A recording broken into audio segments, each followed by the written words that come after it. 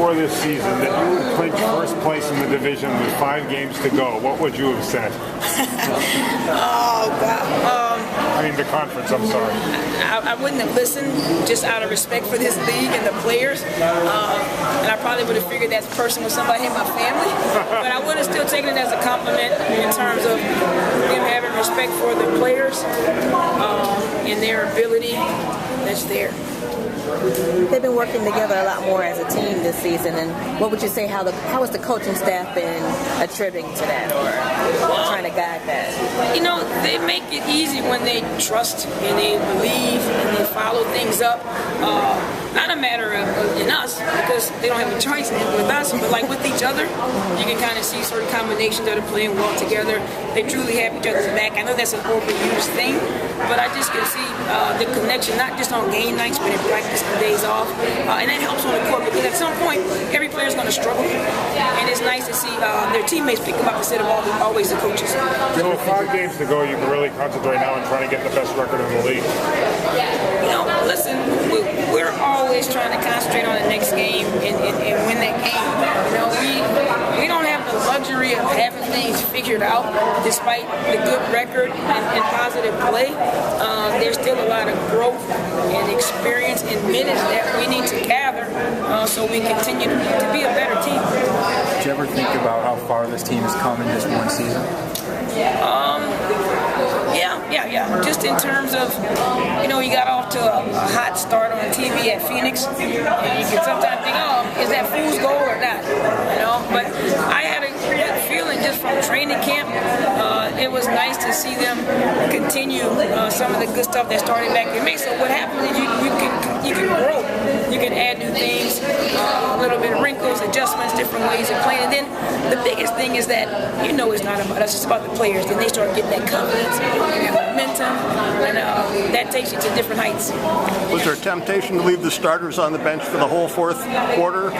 No, I wasn't thinking in that way. I was just thinking of certain sets that we need to run and things we need to get looks at because of, you know, opponents that we're going to play and just some offensive stuff that we need to look at. But it was just a matter of, I never go into it with that mindset. I let the game and the players sort of dictate that. How nice was it to get that production out of the bench? It was great. I mean, you were asking me about it earlier, so maybe if you keep asking me about it before each game. No, it was nice, and it was during crucial times. It wasn't just when we were plus 18 and plus 20. It was early on when I started making subs. It started with Tamara Young, Allie Quigley, Shea Murphy, and then it just kind of continued. You know, Avery had about 6 or 7 rebounds, gave us extra possession, so a lot of good stuff from the entire group. What's the biggest thing that you want to see down the stretch as you do prepare for playoffs? What's the number one thing you guys have to maybe shore up or just make sure that you continue to do?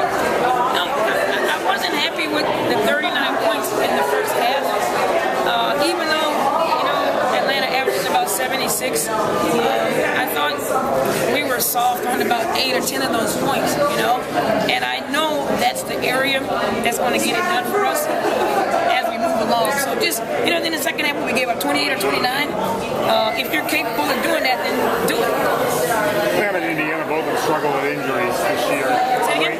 Atlanta and Indiana both have struggled with injuries this year the way you did last year. But you've taken advantage of that situation. I mean instead of, you know, they were a little bit rough, and you've gone after it and used that to your advantage. Yeah, you know, and it's crazy with the injuries, you know.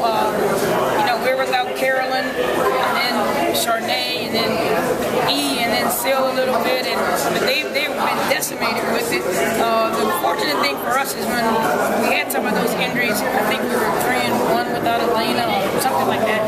We've been able to keep our head above the water, and that's the thing, you know, knock on wood, try to be healthy with this 11-man roster.